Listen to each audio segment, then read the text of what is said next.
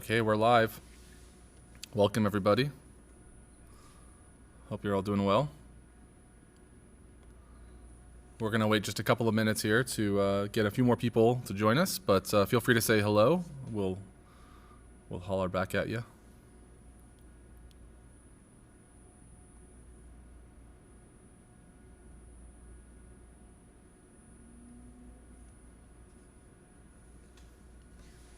Hello there, RJ. Glad you're looking forward to it. We will start very soon with this scaling session.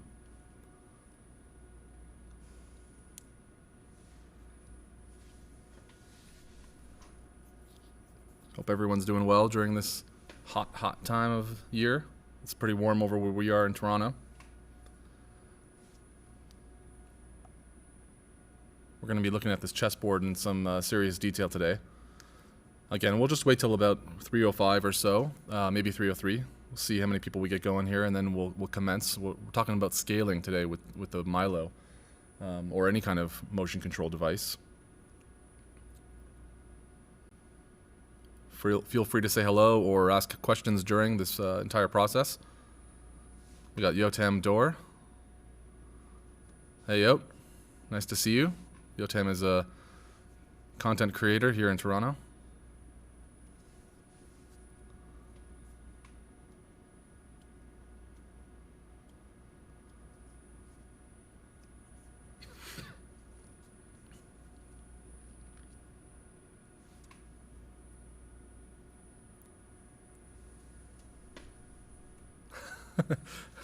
and dear friend, he's commented here. I'll just put that comment back up here. And a dear friend, yes. Of course. How did I forget that, yo? I shifted over the comments this time to this part of the screen. Hopefully that's better with the YouTube built in. If you're watching on a phone, I noticed that last time the comments being a little bit further that way might have been a little tricky. All right, so today we're going to be talking about scaling.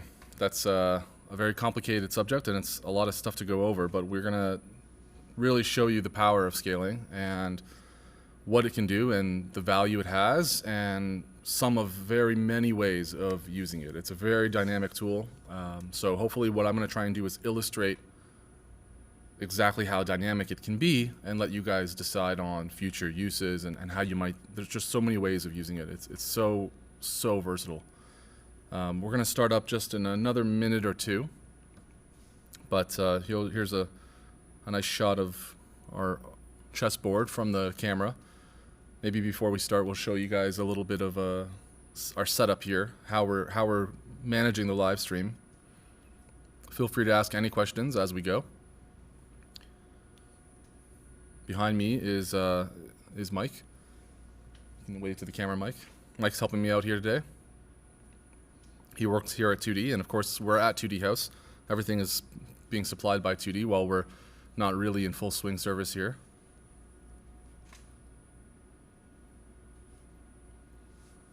There's a kind of a grand shot of everything. All right, let's get going. What do you guys think? So we're going to be talking about scaling, and specifically what it is, how to use it, how it combines other shots together. And we're going to start off, some of you have seen the example that I posted in some places. I'm just going to pull it up right now, and we'll give you guys a look at that.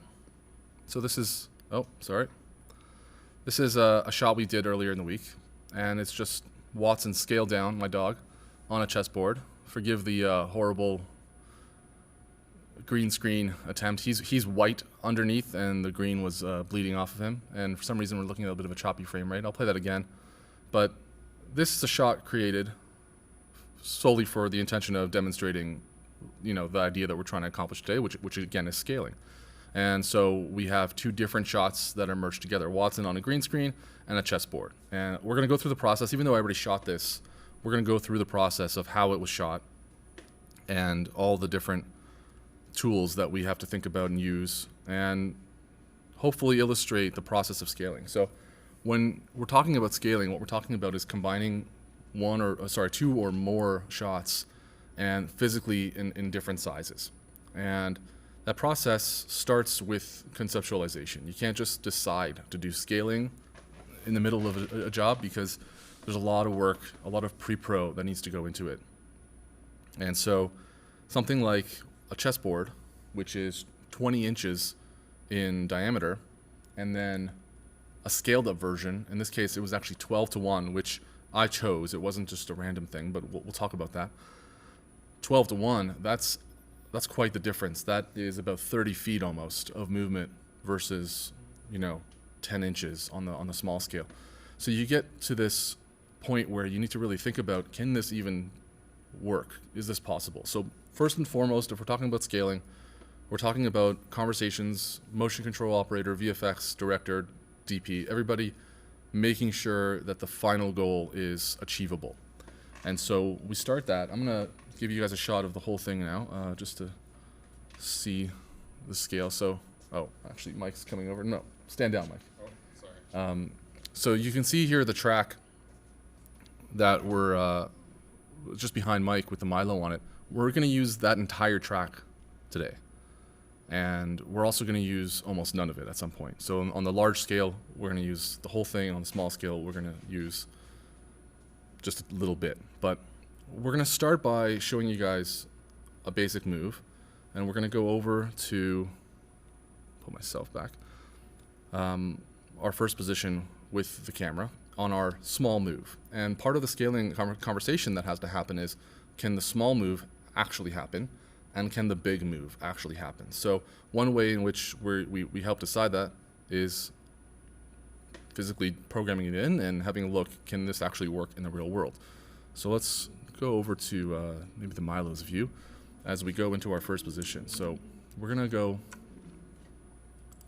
just bear with me, into our master move here.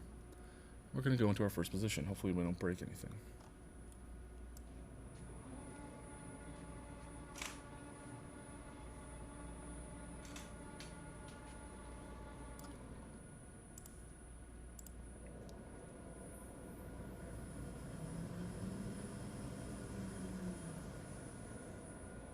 All right, so the Milo is in its first position.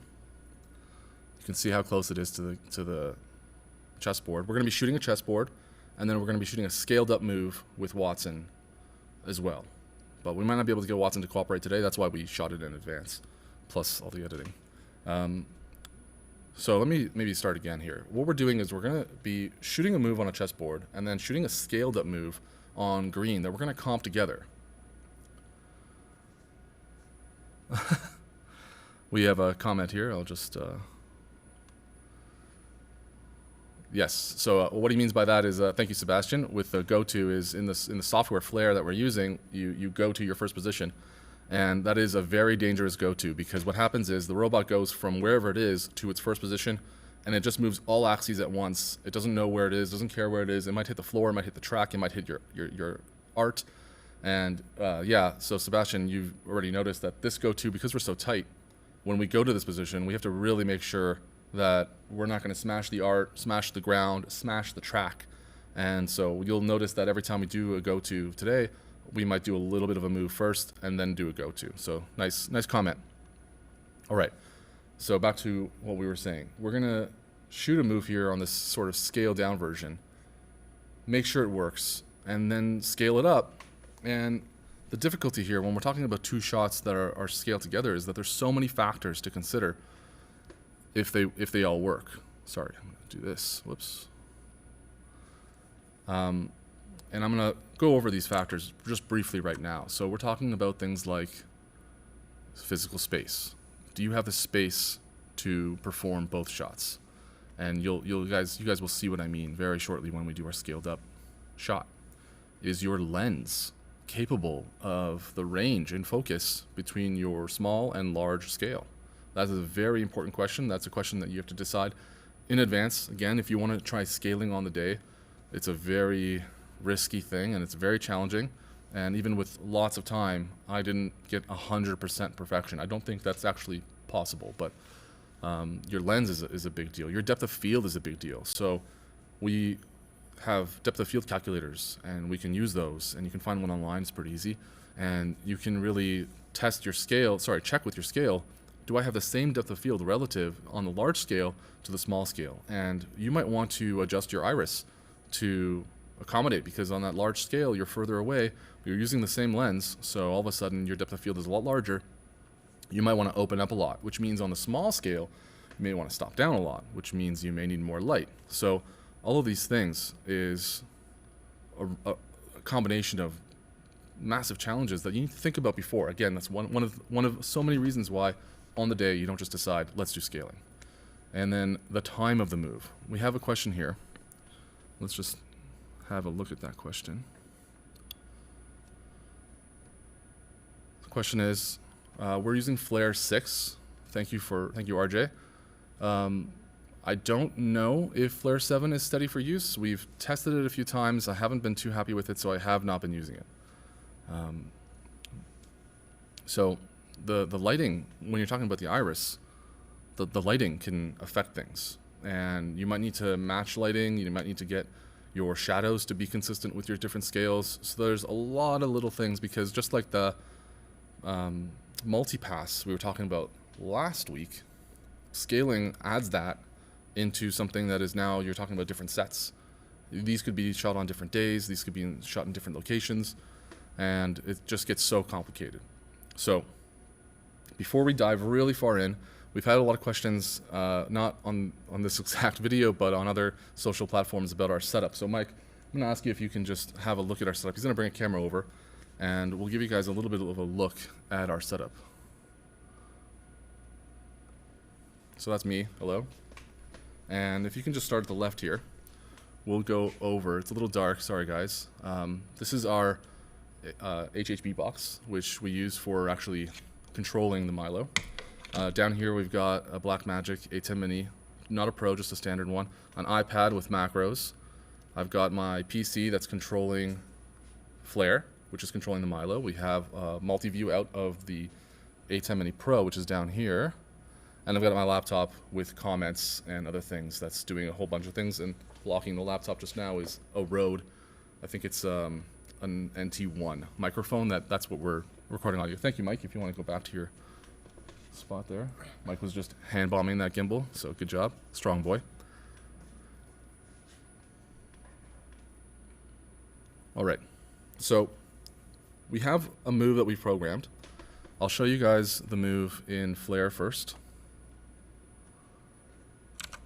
And you'll see it's a very small move.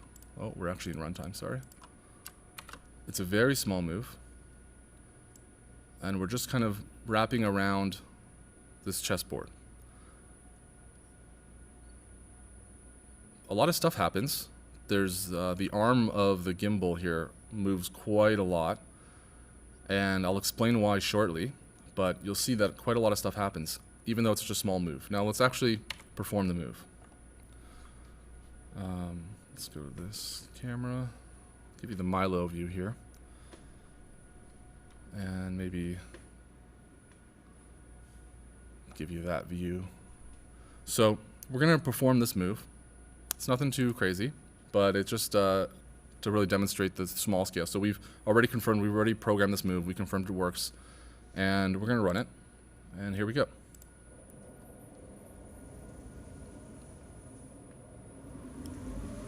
It's about a 15-second move, and you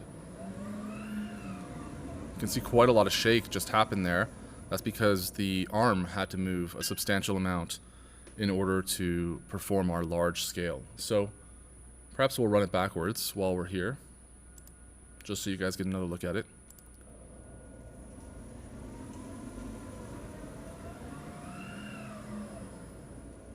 And you can see that gimbal moving a ton.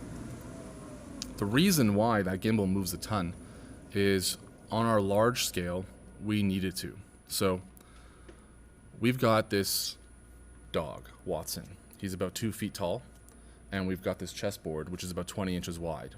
And I decided I want to make this scale as large a scale ratio as I physically could here, given the set that we have. And that was 12:1. And so with 12:1, even that move that goes a little bit overhead, doesn't do a whole lot, all of a sudden, I'll show you guys the top part of this move. All of a sudden, when I scale this thing up, that's the top of the move. It's so tiny.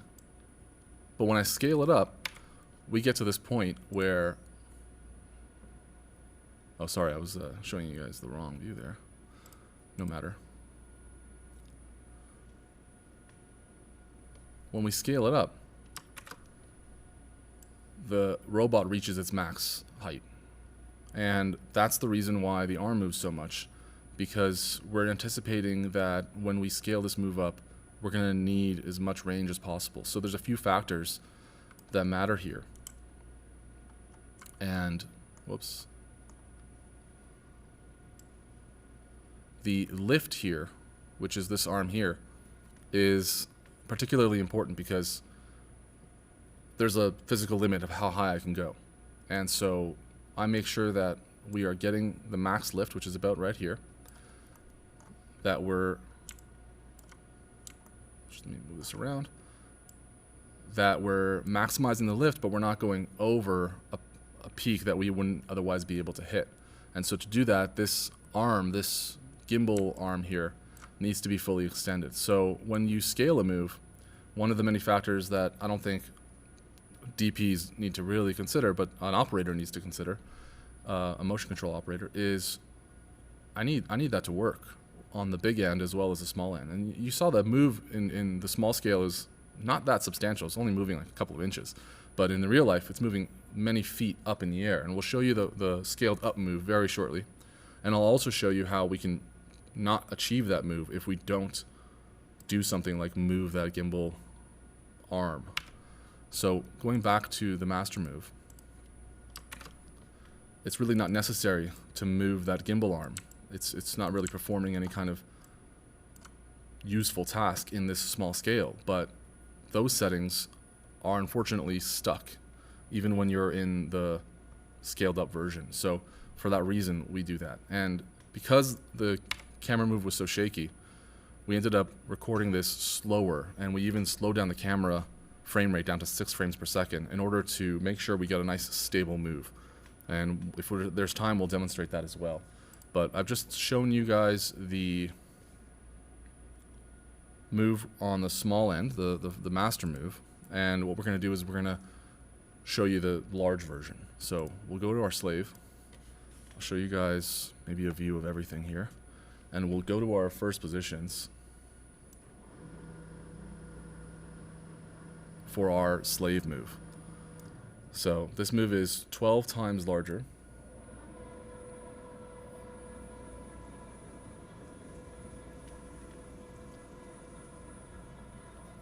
It starts here. And you can see how far back we are. We're almost touching the wall in our studio. So we've really maximized the amount of space. And that's just the start of the move. And yeah, why don't we go ahead and actually shoot it. You'll see the amount of movement the Milo actually needs to use. So let's see, you guys looking at the right things? Yeah, I think so. Here we go.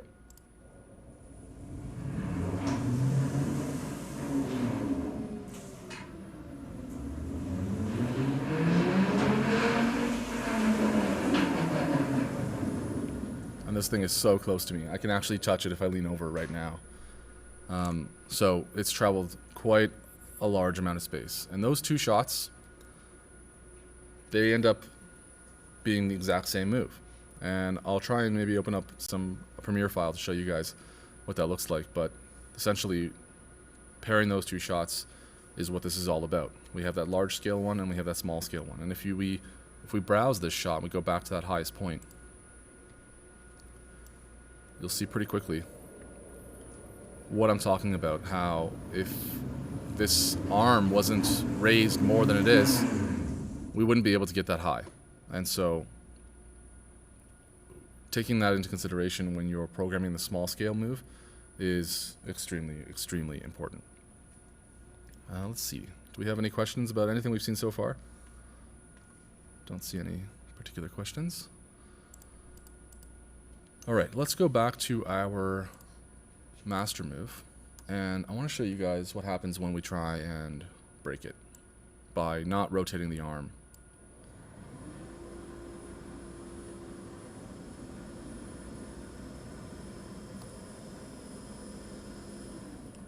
So this is the highest point. Mike, you want to just try and get focus on those two things? Just maybe jigger the gimbal a little bit. Maybe move it closer. This is our highest point in our master move. What I'm going to do is I'm going to, and Mike, if you can tilt it up a little bit there for us as well. I'm going to try and fix the arm here so it's not doing this crazy nonsense. And we'll see how that in a scaled up version just doesn't work. So we're just going to fix this right now. You'll see, sorry for the movement guys, you'll see the arm kind of level out. And we'll make that the move for our robot. So going back into our computer screen here, if I check the move now, no problem on the small scale. And that's this little move here. No problem. And this is a much more basic move. There wouldn't be any shake here. This would be an easy to execute move. No problems. But then if we were to try the scaled up version, which is 12 times larger, all of a sudden, I've got massive errors. So the errors, because I've changed how that arm works, mean that I can no longer get the amount of height I need. So the robot is raising higher than it can.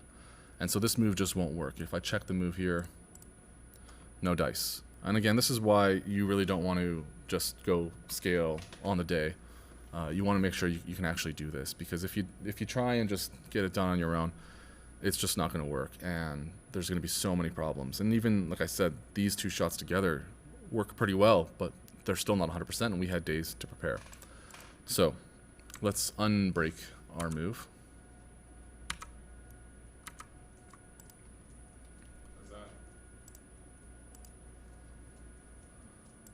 And we've shown you guys the large scale version. We've shown you guys the small scale version. Maybe next what we'll do is we'll explain the uses of scaling. My dog is whining. The uses of scaling and the types of scaling that we can actually execute. So what we did here is 12:1 scaling, but in its most basic form. So we took something that is small, like the move on the chessboard, and we increased the size relative to the chessboard by 12. And we told the robot, we gave the robot a reference point. So what we're going to do is, I'm going to show you how that works, just for the sake of DPs, directors out there, anybody who's thinking creatively, to understand what kind of processes you might want to be considering in order to think about how to utilize scaling. So we have our special effects options in our scaling, and we have a master and a slave. We're going to go over to our first position, our reference position for our master. And hopefully I don't smash anything. I think I was about to smash something, so I stopped it. I'm going to just make some adjustments here. And we'll try that again.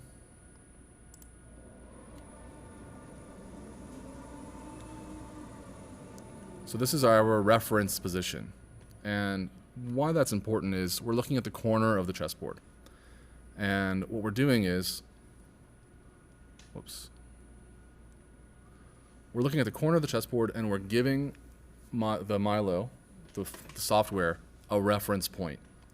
This is where all the scaling gets computed from. So we have a move. The move doesn't really have any specific relationship with this reference point, but in the program of the move, the file knows this is the reference point. And then we chose another reference point. Mike, if I can get you to just move those chapel boxes with the thing. Yeah, just move them way out of the way for me, please. We chose another reference point that Mike's just making sure we have the room to go to. And I'm going to show you that reference point right now. And this is the reference point we decided to reference. course, the sandbag is on my mark. Okay, so there is a little piece of tape probably there. I'm not going to move it just yet. But there's a reference point under there, and that's the reference point that we've used to reference our 12:1 scale. And I've just typed in here 12 and then told the software, hey, use this reference point that we're looking at right now and scale up from here. So you'll notice it's a little lower. Our chessboard is actually on a milk crate. It's a little bit lower, this reference point, and obviously it's in a much, much larger area. And so that's a really simple scaling setup. Of course, from there, there's a lot of tweaking that has to be done. But the reason why scaling is such a powerful tool is, well, I just told it, go 12:1. But I don't have to do that. I can also reference something else. I can measure a different chessboard or a different surface, and I can say scale to this. And in which case, if I do that, instead of one reference point, I have to give the software 2 reference points on each different thing, but it calculates the scale. And when you do that, you start getting into this situation where you can scale a move anywhere in space. You can scale a move in the same plane that you're in. You can move that up or down, left or right, up or down. You can also rotate it. And when you start thinking about all those things, you realize, wow, I can actually scale this shot and rotate it 90 degrees and shoot something else. Well, why is that valuable? Maybe I'll try and give you guys a little bit of a drawing here. Bear with me. Whoops. What's happening? Oh no. Just setting up an iPad here for you guys. Well, one moment. There we go. Okay. So, we've got this whole room, and in this room I have something shooting over here. And we're going to do a move with the camera, and it's going to rotate around that thing. Great. We've shot that, but now we have other art over here. And for some reason, we can't get the base of the Milo past this area right here. So the Milo is stuck here. We have our art A and our art B. And what we really want to do is we want to have the same move that goes around A go around B, but in this case, it has to go around B in a slightly different angle. Well, that's really hard to program using Flare, but if you scale it, you can just reference that thing and tell Flare where the second thing is, even if it's 1:1, and shoot it like that. And that becomes a very, very powerful tool, because you can have art in 2 different parts of your stage and still do multipass and still execute the same thing. Even though this thing is elevated on a stage, or if it's not elevated on a stage, it doesn't matter. We can still manage to get all of that done. Let's go back here.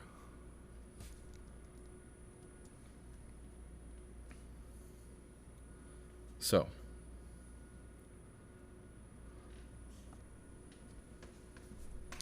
we're talking about scaling and uses. You can scale something 1:1, which is great. Like I was just trying to illustrate, you can have 2 different sets in the same room and just move the camera, scale using scaling. You can do a 1:1 scale and match cut those 2 things. Now you have the same move on 2 different sets or on 2 different talent.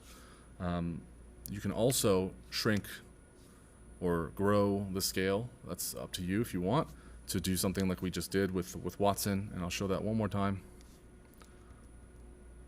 Play that again for you guys. Where you've got a dog 12 times smaller on something that is pretty tiny already. So obviously my VFX work is pretty limited, but for a VFX artist, this would have been, I think, a breeze because of the move being exactly the same move, just scaled down. And where this becomes extremely powerful, is that you can even scale things if they're not on the same plane. You can rotate that 90 degrees. You can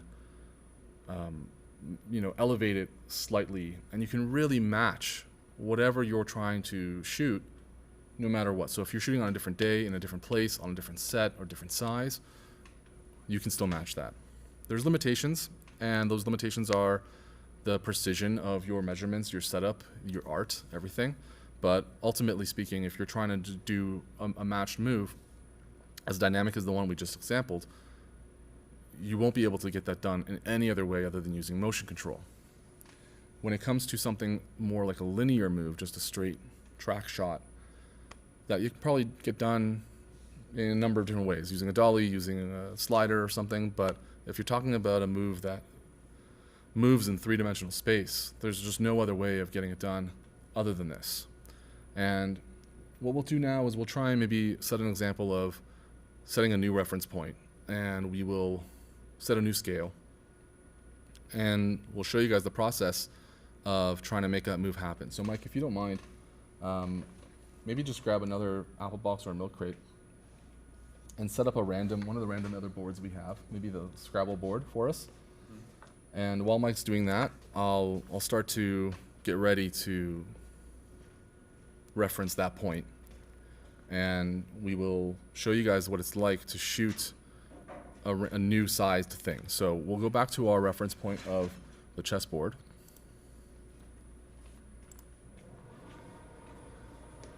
Any specific place you want it? Yeah, just on the corner, the sandbag that's closest to me. You can move that sandbag. Yeah, and try and keep it on the same orientation as the chessboard, or the green screen.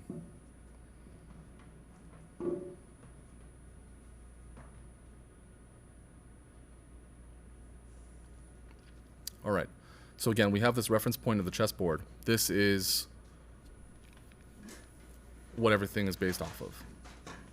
And Mike's just laid out a Scrabble board.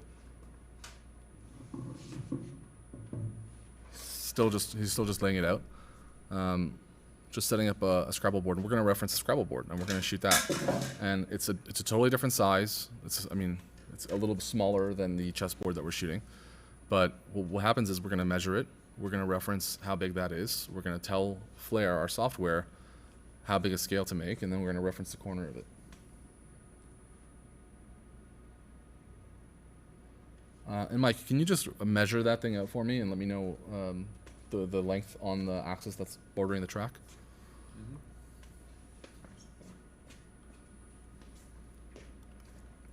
So I'll show you guys what we're looking at. Measure tape? Not exactly sure where measure tape is. Oh, it's right here. I got a measure tape.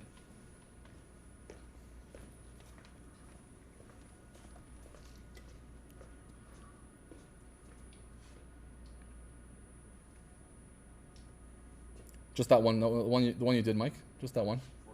14. Okay, great, thank you. And can you move the gimbal so that we can see what's going on here? So we're going to move the Milo into position here and try and reference this Scrabble board. Oh, we lost our camera.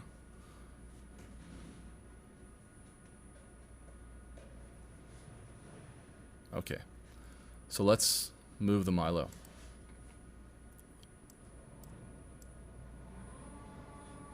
And what I'm trying to do is I'm trying to find the sort of front left corner of the Scrabble board and tell the software, hey, this is where I want you to start referencing from, and base everything off of there. I'm also going to tell the software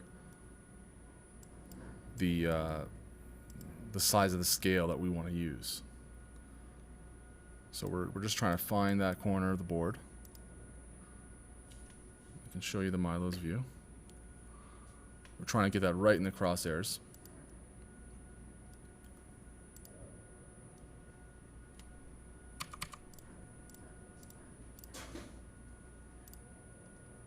And then I'm going to pull focus to it, and the distance of the focus also really makes a big difference.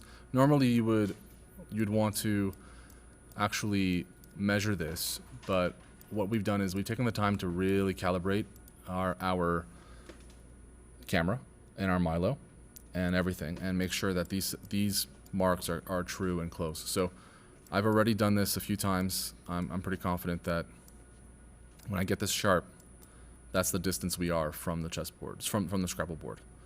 So what I do from here is I give software a new reference point, which is the one where we are at right now, which is this view right here, and I tell it to store that. And now, as far as the scale goes, Mike just measured that Scrabble board. It's got a length of 14 inches versus the 20 inches of our chessboard, so that's a 7 scale, and that's it. And I apply, and the move is programmed in. To double check, what I'll do is I'll go there to our slave move. I'll check it. Oh, we have a problem. So this actually doesn't work. Great demo. Well, this is what happens when you try and demo things live. So let's find out where the problem is.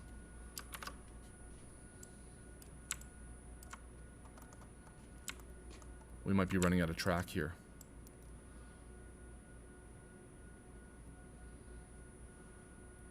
I actually can't see where the issue is. It looks like it's just right there.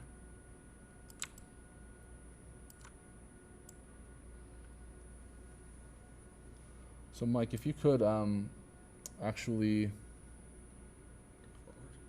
not sure what the solution here would be. Yeah, move it forward like 6 inches, if you don't mind. So to try and solve this, we're going to move the Scrabble board a little closer. I'm going to have to try and get a new reference point. So now we have to go back into our software, and we're going to move the Milo one more time to reference a point that's closer. Hopefully that brings us into a system that works. So let's move this thing around a bit. Let's see, how do I...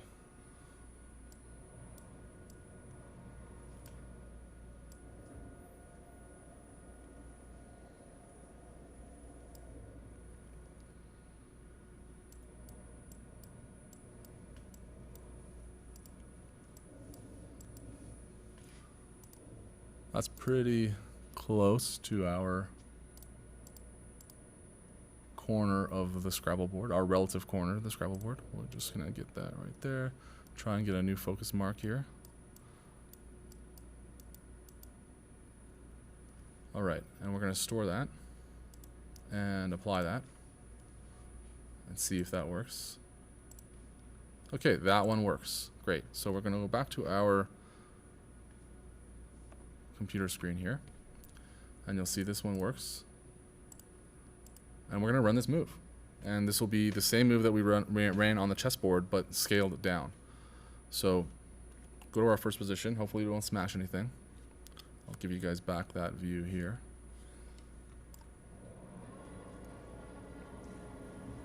Coming pretty close. Okay, I stopped that there because we came a little dangerously close. And we'll just rotate the robot out of the way a bunch.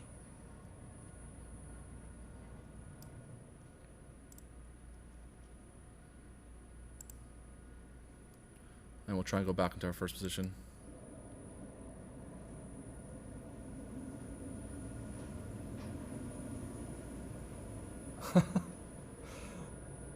We ended up nudging this just a hair. I'm gonna run it anyway. We wouldn't have done that normally, but I want to, for the sake of time on the stream, I want to make sure you guys see what's going on. So, or Mike, do you think you can get it back to where it was? Do you see how it got nudged? Yeah. All right. Okay, so we're gonna run this. This is just a tinier version of the same thing we ran earlier.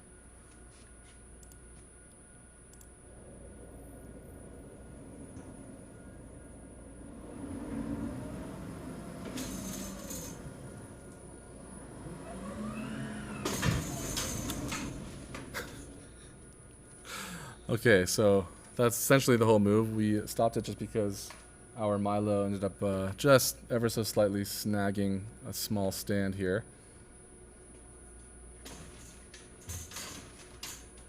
But you saw from the example that what happened was the scale didn't really matter. We made sure we can get it done. We referenced a point, and then we went ahead and shot that smaller move. There is a limit to how small we can go because our lens isn't necessarily capable of close focusing to that point.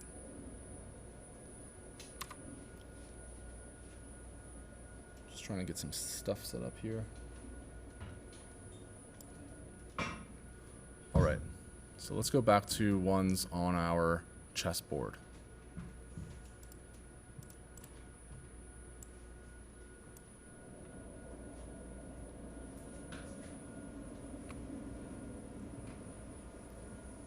Any questions yet? Anybody wondering about the versatility of scaling?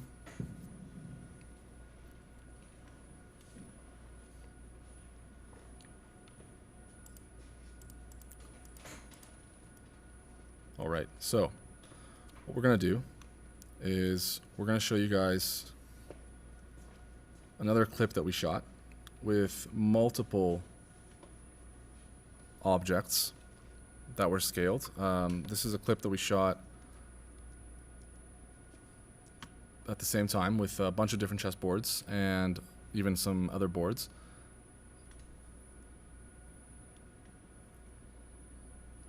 And I'm going to play it through, but also I'm going to stop it at some points for you guys.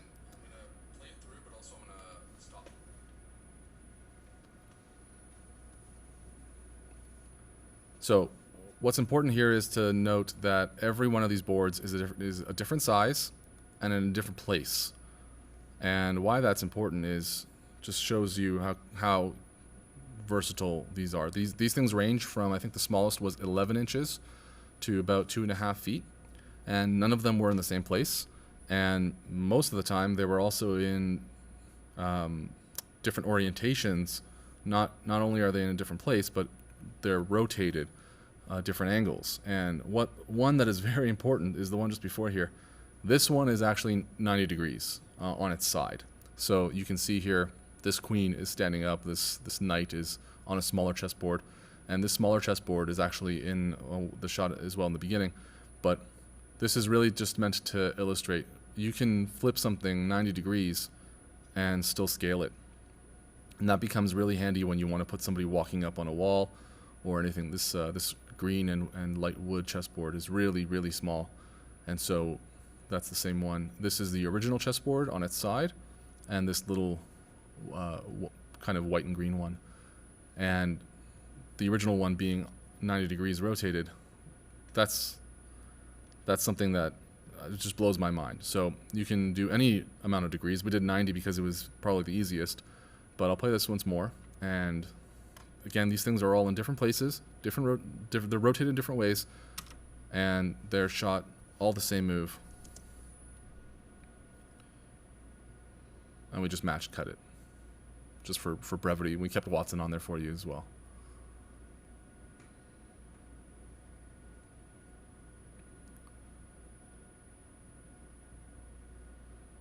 So there we go.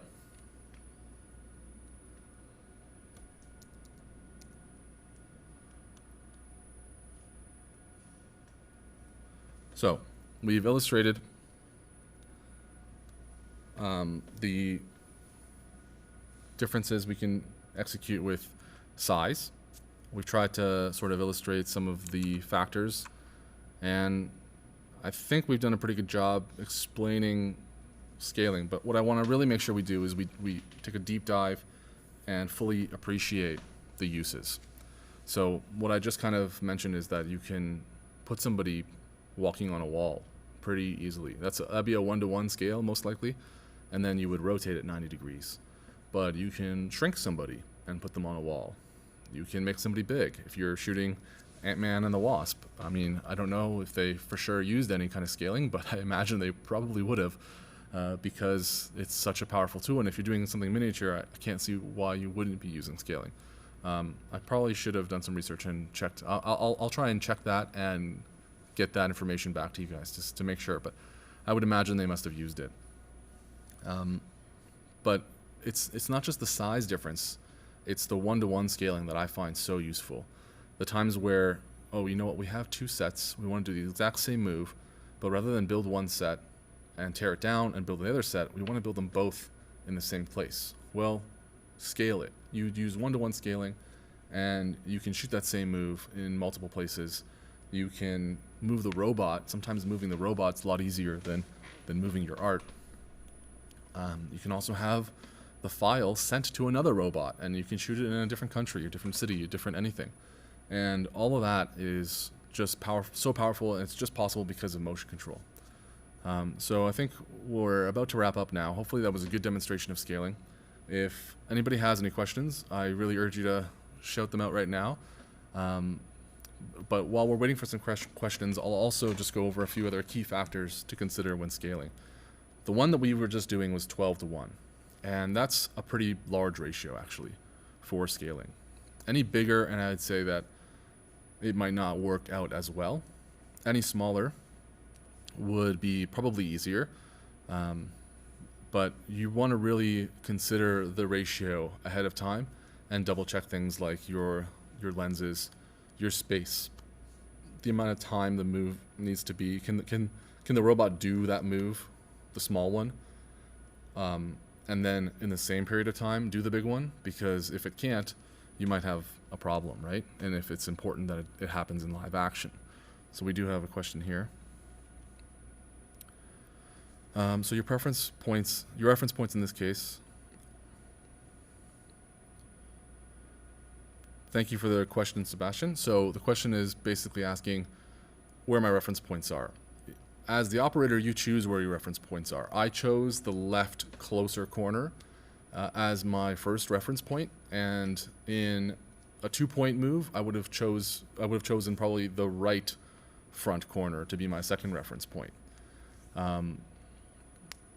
But the reference point needs to be relatively the same for every move. So for the large move, we have a reference point that is the left front corner, as well as the left front corner for the actual move.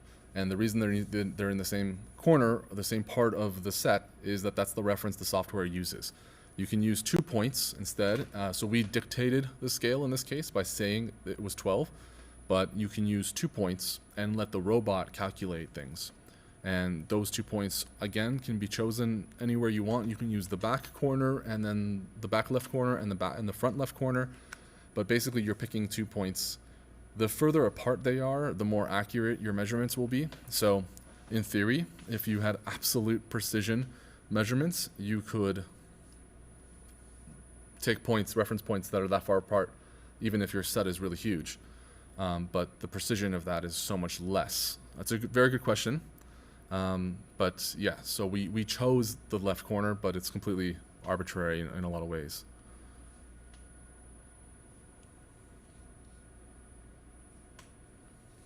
So another question from Sebastian.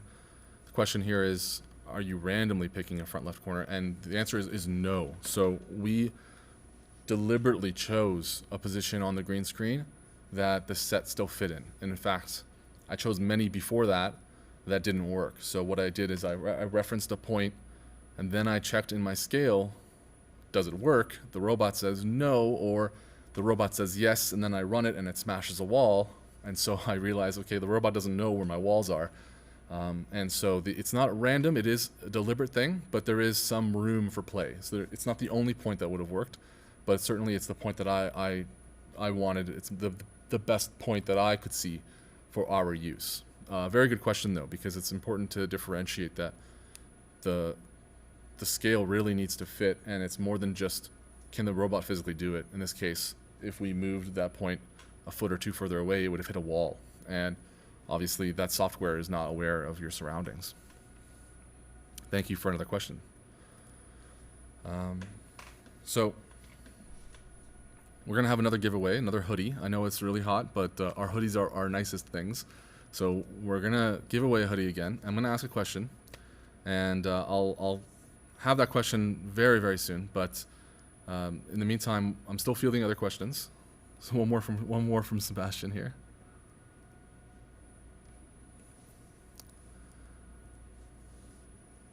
Okay, so Sebastian is asking about the Bolt, which is another Mark Roberts high-speed motion control arms.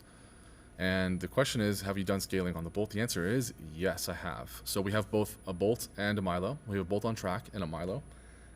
And they work in the same way. The software is exactly the same. Obviously, the software is tuned for each robot, but the way in which you program it is the same. The only problem is with the bolt is you have a lot less reach. The bolt has about 6 feet of reach from its shoulder point, and that really becomes evidently limiting when you try and do a scale move that's, bigger than 5 to 1. And the degree of freedom you have with the Milo is so much larger because it actually has quite a lot more reach, surprisingly, than the Bolt. About 60% more. I mean, I don't know if that's an accurate number, but it feels like it's substantially more than the Bolt. But most importantly, the Milo is more precise. And where that becomes a factor is when you're scaling anything, more than 4 to 1, 5 to 1, the precision really, really makes a difference. You want to make sure that the two moves line up as best they can together. And the bolt moving at anything at like half speed or more isn't really the most precise, as I'm sure you're aware. It's a great tool if you're shooting high speed, it's unperceivable. But if you're shooting real time or slower, you start to notice a little bit of imprecision. And so whenever possible, the Milo is the better tool, but the bolt is capable of it. And what I would suggest as an added step with the bolt versus using the Milo would be to make sure the move is stable. Not just everything else that we talked about, where we talk about the space, the lens, the size, the lighting, all that things. Now with your shooting with the bolt, there's one more thing, and that thing is this move going to be stable? And anybody who's shot with a bolt knows that sometimes you can get the same move, but depending on a few things like where the base is on the track, you don't have as stable a move anymore. So that's just one more level. And just to loop back to everything, this is why you don't just decide to scale. This is why you test it and you do this days in advance, and you make sure, and you tell your clients that, hey, scaling is tricky. We hope we can do it, but we got to test it, and I'm not going to say yes until I do that.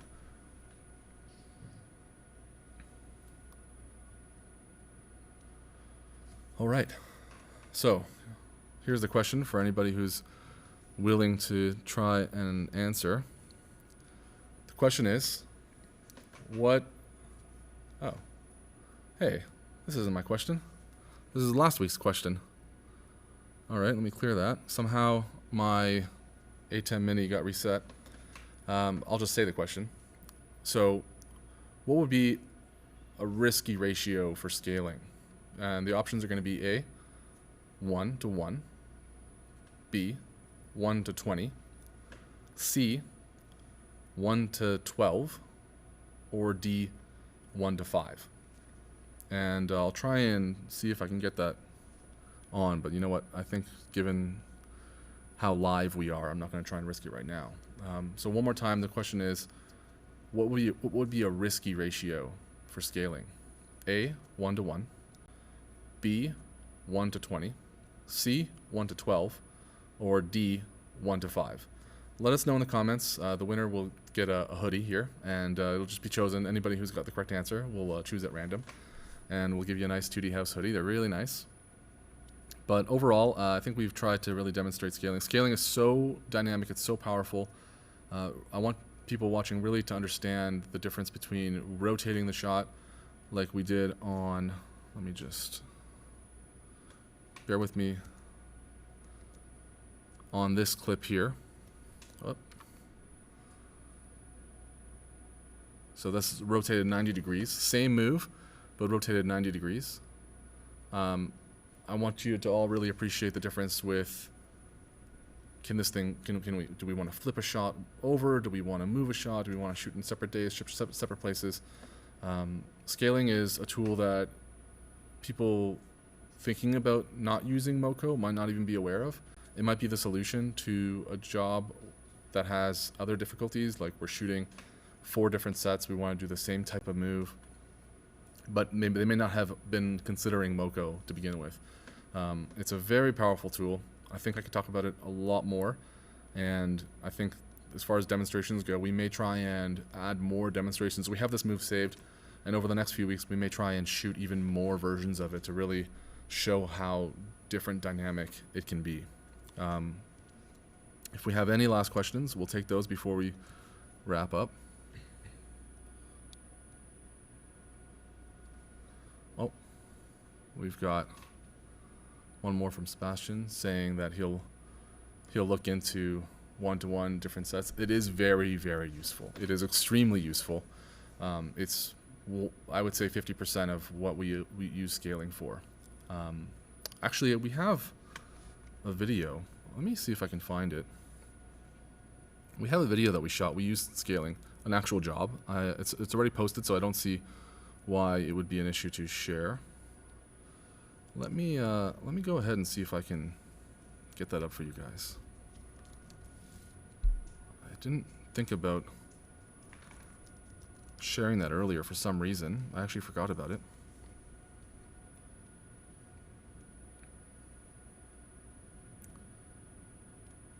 Let's see here. Is this the one? It is, yeah. All right, so I'm just gonna mute my computer. Give you guys a look here. So this is a video that we shot using scaling. And what we did here is we scaled the shot with the can to match what the direction was from our client was to match the dish here. So the pot, this cast iron pot, the rim of that was matched up with the top of the can here. And we did this all day long with different size pans, and so we were scaling multiple objects all day long. And I'll play that once more.